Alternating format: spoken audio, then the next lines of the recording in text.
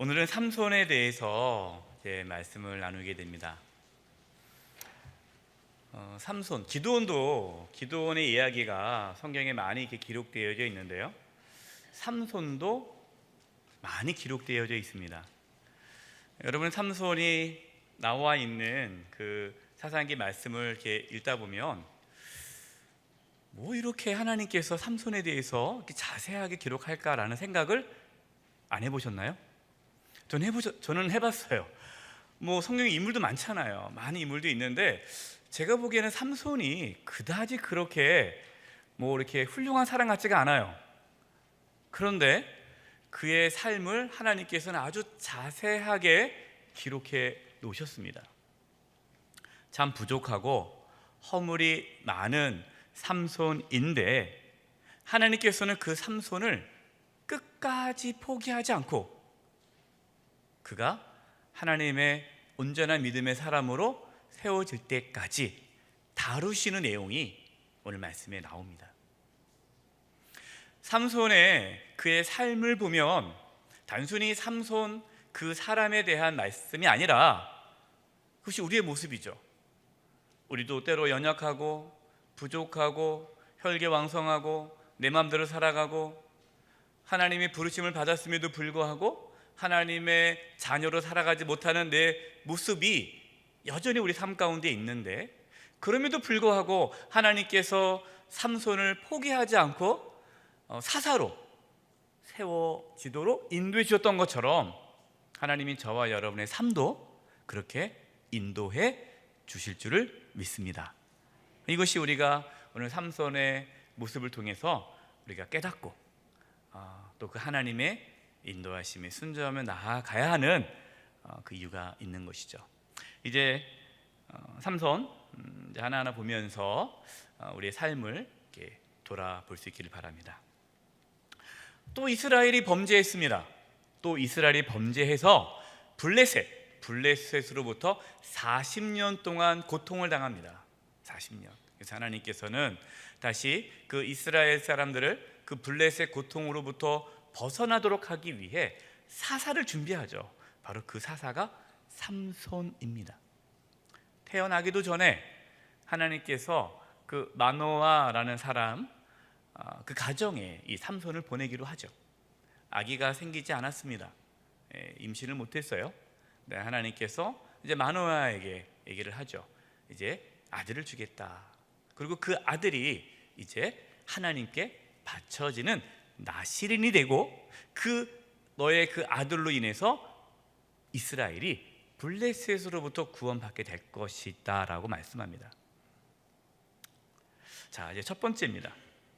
1번, 삼손이 충동으로 인해 서원을 깨트렸습니다. 자, 작은 1번, 삼손은 어떻게 부르심을 받았습니까? 사사기 13장 5절 먼저 읽어보겠습니다. 시작.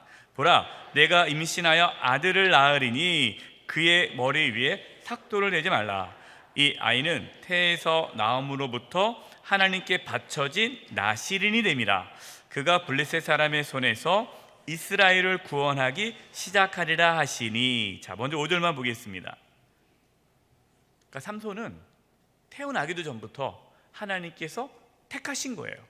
하나님께서 부르셨습니다. 뭘로 부르셨어요? 나실인으로 불러서 나실인. 그럼 나실인이 누구냐? 이 나실인은 하나님께 바쳐진 자인데요, 나실인으로 하나님께 바쳐진 자는 특별히 구별된 삶을 살아야 됩니다. 그 구별된 삶은 포도주를 마시면 안 돼요. 술을 먹으면 안 돼요. 그리고 심지어 포도에서 나오는 모든 걸 먹으면 안 돼요. 포도도 못 먹습니다. 그리고 머리에 이렇게 삭도, 그러니까 머리를 잘라서는 안 돼요. 또 시체를 만져서도 안 됩니다. 시체가 부정하기 때문에. 그러니까 엄격하게 구별된 삶을 통해서 하나님께 바쳐진 사람이 나실인이에요. 삼손은 하나님께서 나실인으로 불러서 구별되게 사용하셔서 블레셋으로부터 이스라엘을 구원하기 위해 하나님께서 보낸 자죠. 이제 삼손이 자랐습니다. 하나님께서 그에게 복을 주셨습니다. 성장하자 어떤 일이 일어났느냐? 25절, 우리 사사기 13장 25절입니다. 한번 교재에 있습니다. 프린트물 읽어보겠습니다. 시작. 소라와 에스다올 사이에 마하네단에서 여호와의 영이 그를 움직이기 시작하셨더라. 하나님의 영, 성령님께서 이제 삼손을 움직이기 시작하셨더라. 삼손은 하나님께 나실인으로 부름 받는 데 있어서 한 것이 없어요. 그렇죠? 하나님의 은혜죠. 하나님의 은혜로 하나님의 부르심을 받은 거예요. 선택받은 겁니다. 삼손은 하나님의 은혜로 선택을 받았고 하나님의 은혜로 성령님의 이끌림을 받는 삶을 살기 시작했는데, 근데 문제는 뭐냐? 삼손은 하나님의 은혜를 입었지만 자기 마음대로 살아갑니다. 우리의 모습과 비슷하지 않습니까? 제가 삼손을 묵상하는데 이게 저의 모습이더라고요. 우리가 하나님의 은혜로 하나님의 자녀로 부르심 받지 않았습니까? 우리가 하나님의 자녀로 부름받은 것이 우리가 뭘 열심히 노력해서 받은 거 아니잖아요. 우리가 하나님의 은혜로 하나님의 자녀가 되었어요. 하나님은 우리를 선택했습니다. 택해 주셨습니다. 하나님의 자녀 삼아 주셨습니다. 그러면 하나님의 자녀답게 살아야 되는데, 우리가 예수님을 믿음으로 하나님의 자녀가 은혜로 되었음에도 불구하고 내 마음대로 살아간다는 거예요. 내가 하고 싶은 대로 살아간다는 거죠. 마치 삼손처럼 하나님의 택하심을 받았음에도 불구하고 우리도 내 마음대로 살아가고 있지는 않은가. 우리가 삼손의 모습을 통해 우리 자신을 정직하게 볼 수 있기를 바랍니다. 자, 두 번째입니다. 삼손의 행동 기준은 무엇입니까? 삼손의 행동 기준, 그러니까 삼손이 어떠한 일을 할 때에, 그 어떤 걸 선택할 때에 그 선택의 기준이 무엇이냐는 거예요. 나실인이면 나실인, 하나님께 선택받았다면 최소한 뭘 선택하기 전에 하나님의 뜻이 무엇인지는 찾아야 될 거 아니겠어요? 그리고 하나님께서 뭘 기뻐하시는지 싫어하는지는 알 거 아니겠어요? 근데 삼손은 거의 관심이 없어요. 하나님께 물어보지도 않습니다. 하나님께서 뭘 기뻐하는지도 관심이 없어요. 오로지 자신의 행동 기준이 뭡니까? 자기가 하고 싶은 대로 하는 거예요. 내 마음대로 하는 거예요. 신앙생활 하신 분 중에 이런 분들이 있어요. 내가 원해서 한다는데 왜 그러냐? 내 마음대로 하겠다는데. 자기 마음대로 하겠다는 거예요. 여러분, 신앙생활을 자기 마음대로 하면 됩니까? 안 됩니까? 안 돼요. 신앙생활은 자기 마음대로 되는 것이 아니라 주님 마음대로 살아야 돼요. 이게 신앙이에요. 자기 마음대로 하는 거예요. 교회 부서도요, 자기가 하고 싶은 대로 한다는 거예요. 그냥 자기가 기준이에요. 교회 일도 자기가 기준이에요. 이제 다른 부서에서 봉사하십시오. 그러면 싫다는 거예요. 나는 여기가 좋다는 거예요. 자기가 좋다는데 왜 내가 좋다는 자꾸만 왜 방해하냐는 거예요. 여러분, 이건 잘못된 신앙이죠.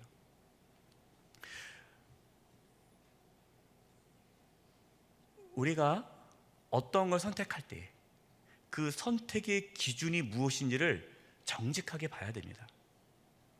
볼까요? 삼손 사사기 14장 3절입니다. 그의 부모가 그에게 이르되 내 형제들의 딸 중에나 내 백성 중에 어찌 여자가 없어서 내가 할례 받지 아니한 블레셋 사람에게 가서 아내를 맞으려 하느냐 하니, 삼손이 그의 아버지에게 이르되 내가 그 여자를 좋아하오니 나를 위하여 그 여자를 데려오소서 하니라. 거의 여러분 깡패 수준이에요. 삼손은요. 제가 천국 가서 또 죄송하다 할 수 있겠지만 삼손 분한테 원래 하나님의 기준은 그 배우자를 만날 때 이방인과 결혼하지 못하게 했어요. 그러니까 이스라엘 백성 중에 결혼을 해야 돼요. 근데 이 삼손은 싫다는 거예요. 자기 이스라엘 백성 중에서 마음에 안 들고 블레셋 여자, 블레셋 여자 중에 내가 마음에 드는 여자가 있는데 내가 그 여자랑 결혼하겠다는 겁니다. 아버지가 안 된다는 거예요.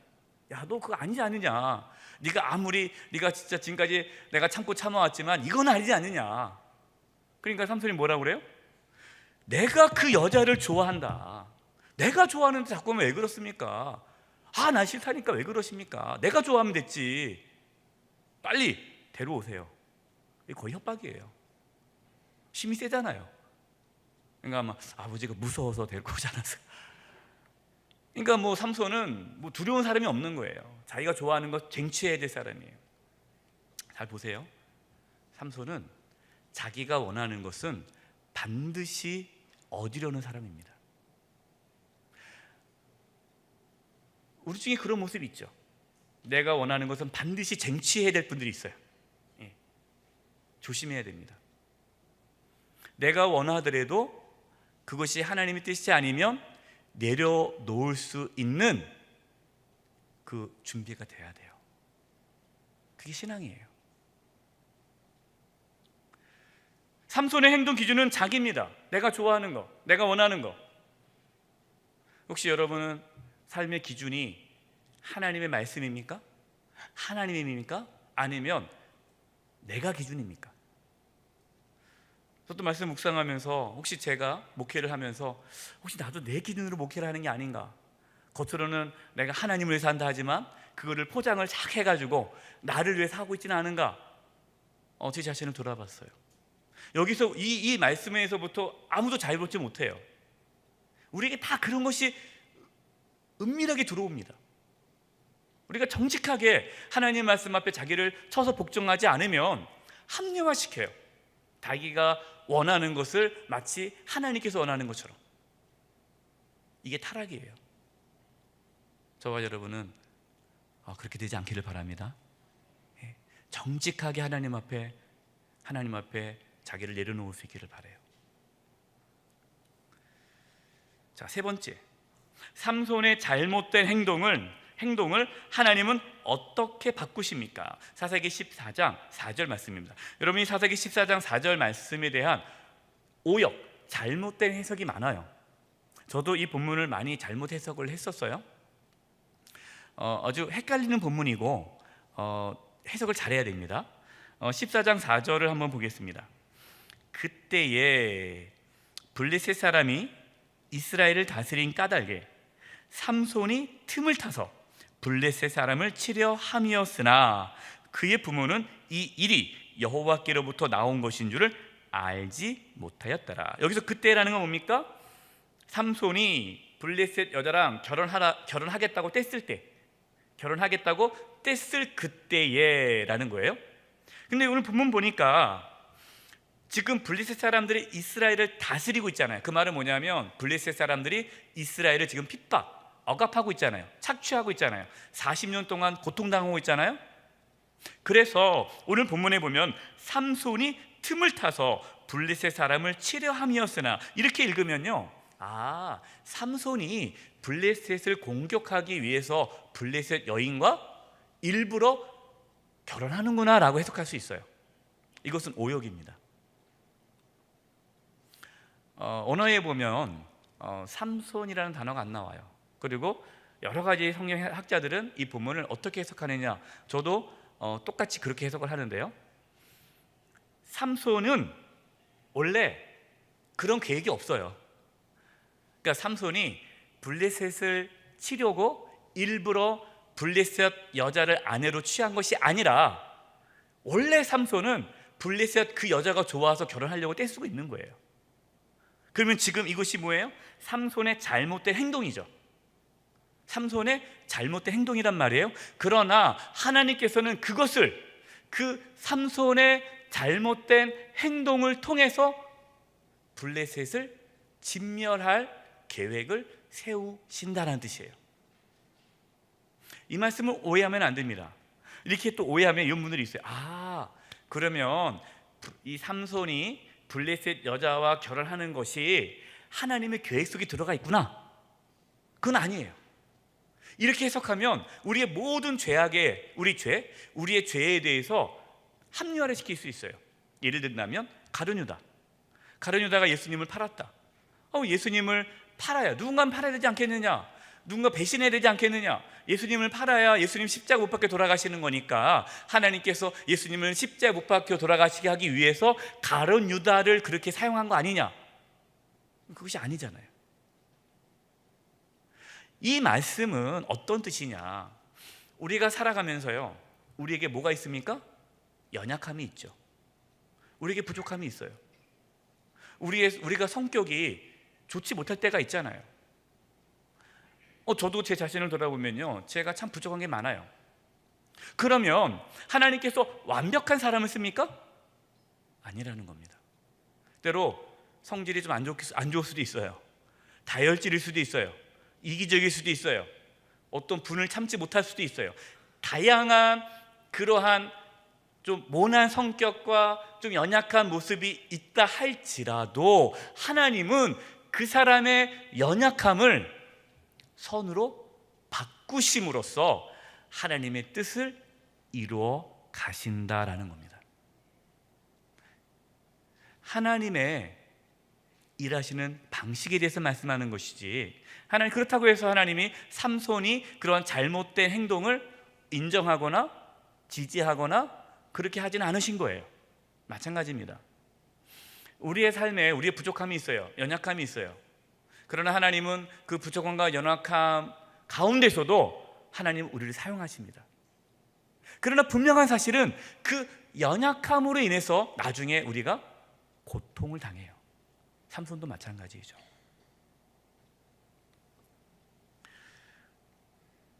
우리가 이제 시간이 없어서 본문을 다 읽지를 못합니다. 그래서 결국에는 삼손이 어떻게 합니까? 그 블레셋 여인과 결혼을 해요. 결혼을 해가지고 이제 잔치를 벌이는데 삼손이 수수께끼를 냅니다. 그 수수께끼가 뭐냐? 그 잔치집에 가기 전에 삼손이 길에서 사자를 찢어 죽여요. 그리고 길에 버리는데, 그리고 며칠 있다가 또 그 길을 지나가는데 그 사자 몸속에 꿀이 있는 거예요. 꿀. 얘 웬 꿀이야 해서 그 꿀을 먹고 그 꿀을 가져다가 이제 가족들에게 줍니다. 그리고 이제 잔치를 벌이는데 이 블레셋 여인과 결혼하면서 잔치를 벌이는데 수수께끼를 내요. 블레셋 사람들에게. 먹는 자에게서 먹는 것이 나오고, 먹는 자에게서 먹는 것이 나오고, 강한 자에게서 단 것이 나왔다. 이게 무슨 뜻일까라는 수수께끼를 냅니다. 그리고 이 수수께끼를 맞추면 내가 옷을 30벌 주겠다, 배옷 30벌과 겉옷 30벌을 주겠다 하고 그 잔치에 모인 30명 블레셋 사람과 약속을 해요. 그런데 아무리 생각해 보니까 그 30명 그 사람들이 생각해도 이걸 해석을 못하는 거예요. 그러니까 누구를 계속 찔러요? 이제 이 삼손과 결혼할 그 블레셋 여인에게 협박을 합니다. 너 빨리 말해. 네 지금 결혼할 남편한테 가서 그 수수께끼 좀 풀어와. 너 안 그러면 이제 우리가 너희 집을 해할 거다라고 협박을 해요. 그래서 이제 이 블레셋 여인이 삼손에게 가서 계속 조르죠. 그러니까 이제 삼손이 어쩔 수 없이 그거 사자야라고 얘기해줘요. 그리고 이제 마지막 날 그 수수께끼 다 모으겠더니 그 블레셋 사람들이 사자 그렇게 말했어요. 그러니까 이 삼손이 얼마나 화가 납니까? 화가 나는 거예요. 못 맞춰야 되는데. 그러니까 니들이 내 아내를 꼬드겨가지고 답을 안 해냈지? 화가 나가지고요, 블레셋 마을에 들어가서 블레셋 사람 30명을 때려 죽입니다. 그리고 거기서 약탈해가지고 그 30명에게 옷을 줘요. 옷값을 줘요. 그리고 그냥 집에 와버려요. 화가 나가지고. 그리고 이제 그 다음에 이제 아내를 찾으러 갑니다. 삼손이 이제 아내를 다시 찾으러 가요.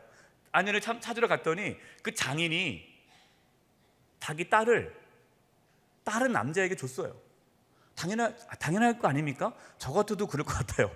이 무식한 이 사위를 어떻게 또 줍니까? 그러니까 다른 남자에게 딸을 주니까 또 삼손이 화가 나가지고 여우 300마리를 잡아가지고 2마리씩 이렇게 꼬리를 묶어가지고 횃불을 꽂아가지고 블레셋 지역에 있는 그 논밭을 다 태워버려요. 여러분 삼손 보세요. 아주 성질이 안 좋죠. 네. 또 이 사건을 보고 나니까 이제 이 블레셋 사람들이 씩씩거리면서 찾습니다. 도대체 왜 삼손이 그랬냐? 그랬더니 삼손이 내 아내를 다른 남자에게 줬다. 내가 열받아서 그렇게 했다. 그러니까 그 블레셋 사람들이 이 삼손의 아내 될 여자와 장인을 태워 죽입니다. 또 그 소식을 또 삼손이 들어요. 그래서 또 열받아요. 그래서 또 복수하러 와요.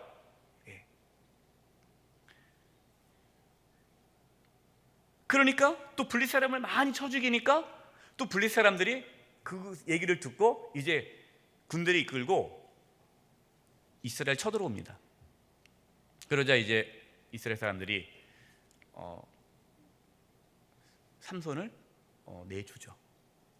그때 삼손이 결박당에서 나왔는데 그 끈을 풀고 그 당나귀 턱뼈, 나귀 턱뼈를 들고 그 자리에서 천명을 때려 죽입니다.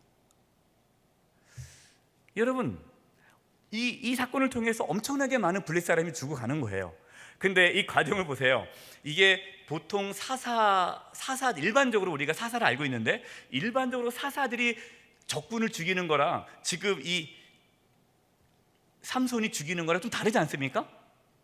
그러니까 지금 삼손의 부족한 모습, 연약한 모습을 통해서 하나님은 어쨌든 지금 블레셋 사람들을 심판하고 있는 거예요. 삼손이 이제 1000명의 이제 블레셋 사람들을 죽이자 목이 마릅니다. 그래서 하나님께 기도합니다. 이것이 우리 본문 사사기 15장 18절이에요. 읽어보겠습니다. 시작. 삼손이 심히 목이 말라 여호와께 부르짖어 이르되 주께서 종의 손을 통하여 이 큰 구원을 베푸셨사오나 내가 이제 목말라 죽어서 할례 받지 못한 자들의 손에 떨어지겠나이다 하니, 목말라가지고 하나님께 부르짖어서 물을 달라고 그래요. 그래서 하나님께서 물을 또 주시죠.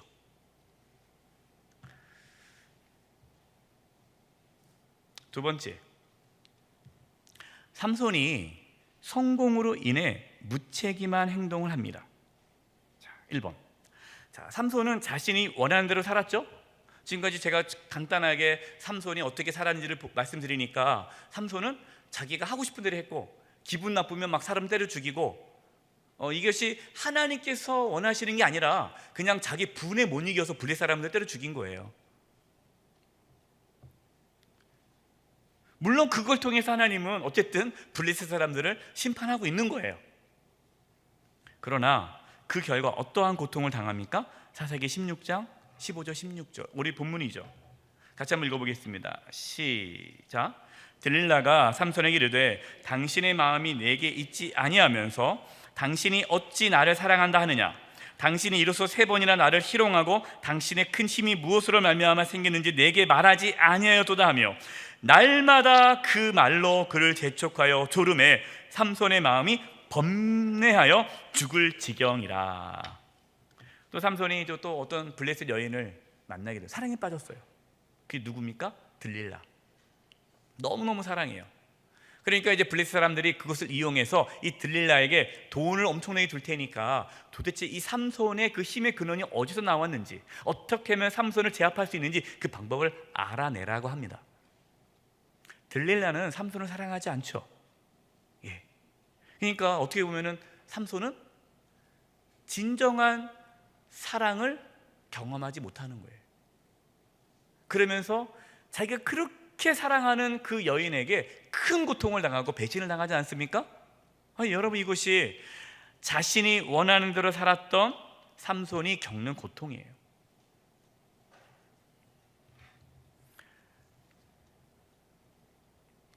날마다 고통을 당하는 거예요. 죽을 지경이라. 좋은 아내를 맞이한 거 하나님의 은혜인 줄 아시기 바랍니다. 좋은 남편을 맞이한 거 은혜이길 바랍니다. 이게 간혹 보면은 그렇게 말 안 듣고 부모만 안 듣고 그냥 억지로 결혼해서 고생하는 청년들 많이 있어요. 예.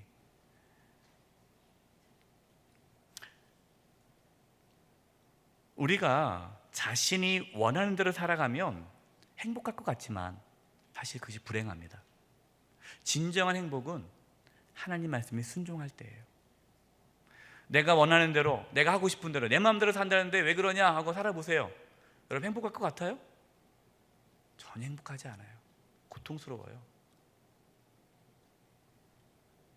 우리의 참된 행복은 하나님께 있습니다.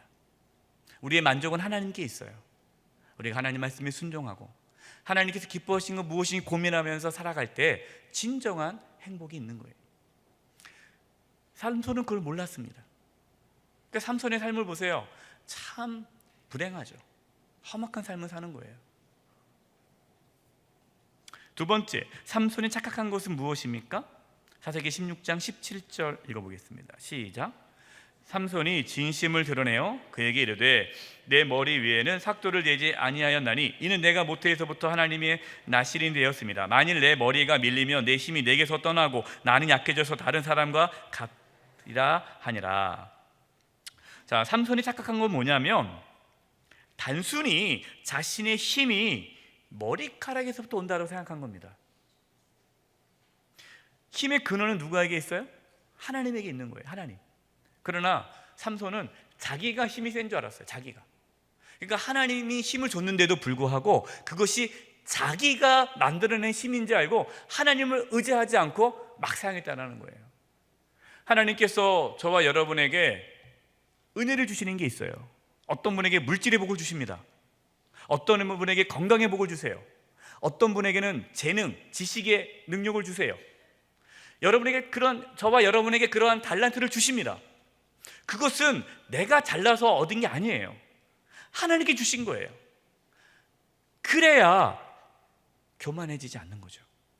그러나 삼손은 하나님께서 힘을 주었지만 그것이 자기 힘으로 생각을 했던 겁니다.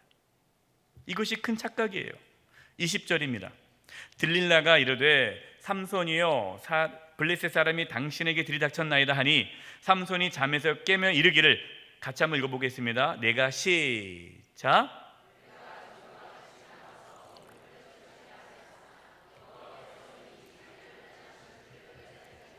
하나님께서 자기를 떠나시는 줄을 깨닫지 못하였더라. 하나님께서 힘의 근원인데도 불구하고 하나님이 나의 힘의 근원인 걸 모르고 살았다라는 거예요. 하나님이 떠났으면 아무것도 아닌데 그걸 모르고 살아갔다는 거예요. 세 번째, 하나님이 떠난 삼손 어떠한 삶을 살아갑니까? 우리 사사기 16장 21절 같이 읽겠습니다. 시작.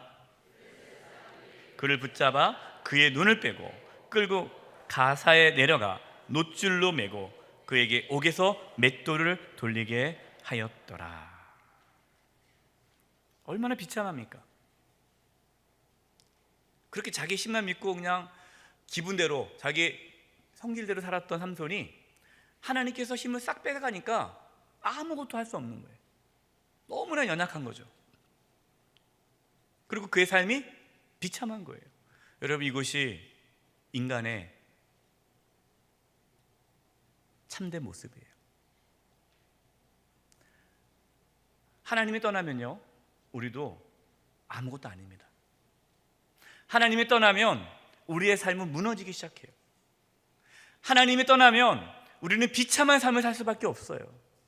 그래서 예수님을 믿지 않는 분들이, 하나님을 모르는 자들이 인생은 고해다, 삶은 힘들다, 살기가 너무너무 힘들다, 이렇게 말하는 게 당연한 거예요. 여러분, 삶이 힘듭니까? 안 힘듭니까? 힘들어요. 하나님을 떠나면 삶은 고통이에요. 죽는 게 나아요. 그래서 많은 사람들이 그냥 그렇게 비참하게 살아가는 거예요. 뭐 돈 많다고 행복합니까? 그렇지 않아요. 돈이 많아도 비참하게 사는 사람도 있어요. 삼손이 연약하고 부족하고 모난 그 성격대로 하나님은 사용하십니다. 그러나 분명한 사실은 그것이 삼손의 삶에 큰 고통을 가져다 줬다는 겁니다. 저에게도 삶에 그러한 모습이 있었어요. 저도 하나님 보시기에 옳지 못했던 그러한 판단으로 행동한 적이 있었습니다. 그때 저도 큰 고통을 겪었어요. 그때는 억울하기도 하고 왜 나에게 이런 고통이 오는가 따지기도 했지만 돌아보니까 그것이 저의 부족함 때문에 겪는 고통이었다는 걸 깨달았습니다. 그걸 통해서 뭘 알게 되는 겁니까? 그걸 통해서 제가 하나님의 뜻을 하나씩 하나씩 발견하게 됐다는 거예요. 우리 삶도 마찬가지입니다. 우리가 다듬어줘야 될 그런 성격과 성품들이 있어요. 우리가 하나님이 정말 온전히 쓰시기에 정말 이렇게 잘 그릇이 준비되어야 되는데 그러지 못할 수가 있어요. 우리가 다 연약하지 않습니까? 그러면 그것으로 인해서 우리의 삶에 고통이 찾아옵니다. 하나님 그걸 꺾으세요. 그래서 지혜로운 사람은 삼손처럼 끝까지 가면 안 돼요. 빨리빨리 돌이켜서 나에게 삶에 어떤 고통이나 어려움이나 그런 힘듦이 찾아올 때 빨리 하나님 앞에 꿇어 엎드려야 됩니다. 그리고 내가 하나님 앞에 어떠한 잘못된 모습으로 하나님을 혹시 섬기고 있지는 않은가 자신을 돌아봐야 돼요. 그렇지 않으면 고생하다가 뒤늦게 알게 되면 얼마나 그것이 불행합니까? 마지막 세 번째입니다. 삼손이 패배로 인해 하나님께 돌아왔습니다. 자, 첫 번째, 삼손은 모든 것을 잃을 때 누구를 찾았습니까? 사사기 16장 28절 같이 읽겠습니다. 시작. 삼손이 여호와께 부르짖어 이르되 주 여호와여 구하옵나니 나를 생각하옵소서. 하나님이여 구하옵나니 이번만 나를 강하게 하사 나의 두 눈을 뺀 블레셋 사람에게 원수를 단번에 갚게 하옵소서 하고. 자, 여기서요 삼손이 하나님께 부르짖습니다. 그 전에 힘을 쓸 때 기도하지 않았잖아요. 하나님을 의지하지 않았잖아요. 자기가 원래 힘이 있다고 생각을 했잖아요. 그런데 오늘 말씀 보니까 하나님이여 이번만 나를 강하게 하사. 뭘 고백합니까? 자신의 힘의 근원이 하나님께 있음을 고백하는 거예요. 삼손이 바뀌었죠. 하나님을 의지하기 시작합니다. 그런데 여러분 여기서 보니까 지금 삼손이 지금 원수 갚기 위해서 이렇게 지금 기도하고 있는 겁니까? 본문에 보면 그렇게 오해할 수 있어요. 두 눈을 뺀 블레셋 사람들에게 원수를 갚기 위해서 힘을 달라고 기도하나 보다 라고 오해할 수 있는데, 두 번째, 삼손이 단순히 원수를 갚기 위해 기도하였습니까? 아니라는 겁니다. 사사기 16장 30절입니다. 읽어보겠습니다. 시작. 삼손이 이르되 블레셋 사람과 함께 죽기를 원하노라 하고 힘을 다하여 몸을 굽히매 그 집이 곧 무너져 그 안에 있는 모든 방백들과 온 백성이 덮이니 삼손이 죽을 때에 죽인 자가 살아있을 때에 죽인 자보다 더욱 많았더라. 원수를 갚는다면 본인이 죽으면 안 되죠. 근데 지금 삼손은 마지막으로 자기의 생명을 드림으로 지금 블레셋을 심판하고 그 블레셋으로부터 이스라엘을 구원하는 이 사사의 사명을 완수하고자 하는 겁니다. 우리는 어떻게 할 수 있느냐? 히브리서 11장 32절에 보면 기록해 보세요. 히브리서 11장 32절에 보면 거기에 삼손이 믿음의 그러한 조상에 나옵니다. 그러니까 삼손은 그냥 복수심에 불타가지고 하나님께 마지막 나에게 힘을 주세요 하고 힘쓰고 죽은 것이 아니라 믿음으로 하나님을 의지하고 마지막에는 사사로서의 사명을 완수하고 떠났다라는 겁니다. 뭘 할 수 있습니까? 그렇게 하나님의 부르심을 받고 택하심을 받았던 삼손인데, 처음에는 그렇게 시작했는데 삼손의 그 잘못된 성격, 그 모난 성격, 다혈질적인 성격, 욱하고 자기중심적이고 자기 마음대로 살아가는 그것으로 인해서 상당히 힘든 삶을 산 거예요. 그러나 하나님은 삼손을 포기하지 않았어요. 삼손을 포기하지 않고 그의 삶의 여러 가지 고난과 고통을 통해서 삼손을 다듬어 가십니다. 결국 죽기 전에 삼손이 이제 모든 것을 깨닫고 마지막에는 믿음으로 사사의 사명을 다 하고 생을 마칠 수 있도록 하나님이 인도하셨다라는 것입니다. 이것이 오늘 결론인데, 이 결론이 세 번째, 하나님은 우리를 어떻게 인도하십니까? 베드로전서 5장 10절 같이 읽겠습니다. 시작. 모든 은혜의 하나님 곧 그리스도 안에서 너희를 부르사 자기의 영원한 영광에 들어가게 하신 이가 잠깐 고난을 당한 너희를 친히 온전하게 하시며 굳건하게 하시며 강하게 하시며 혀를 견고하게 하시리라. 아멘. 은혜의 하나님 너희를 부르사. 베드로 사도가 교인들에게 얘기하는 거예요. 하나님께서 우리를 불렀다, 너희를 불렀다, 하나님의 자녀로 삼아 주셨다. 하나님께서 너희들을 어떠한 고난을 당할지라도 그 잠깐 고난을 당하는데 그 고난을 통해서 너희를 온전하게 하시며 굳건하게 하시며 강하게 하시며 털을 견고하게 하실 것이다 라고 말씀합니다. 여러분, 이것이 우리의 삶에 나타나는 거예요. 하나님께서 삼손을 다루시면서 하나님의 사람으로 만들어 가듯이 하나님은 저와 여러분을 포기하지 않고 다루실 것입니다. 우리의 잘못된 습관, 자기 중심적인 사고, 다혈질적인 성격, 삼손처럼 아주 못난 사람이라 할지라도 하나님은 그 사람을 포기하지 않아요. 다루시는 거예요. 궁극적으로 저와 여러분을 하나님의 온전한 사람으로 만들어 가실 것입니다. 그럼 지혜로운 자는 어떤 자일까요? 빨리빨리 그 하나님의 다루심에 순종하고 따라가는 자예요. 그러나 어리석은 자는 삼손처럼 죽을 때 깨달으면 얼마나 이게 불행합니까? 그래서 저와 여러분은